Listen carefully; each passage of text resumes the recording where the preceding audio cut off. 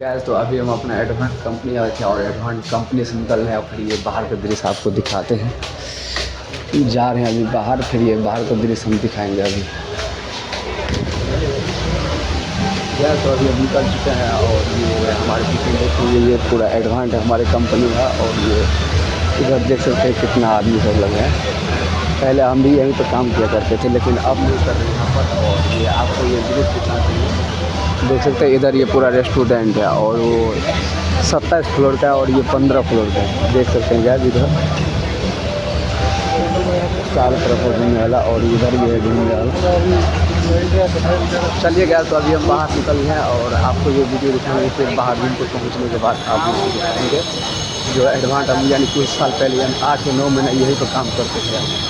अभी फिर निकल के नहीं जाए और देख सकते हैं ये भी है 15 फ्लोर का है और ये सब पूरा रेस्टोरेंट है इधर।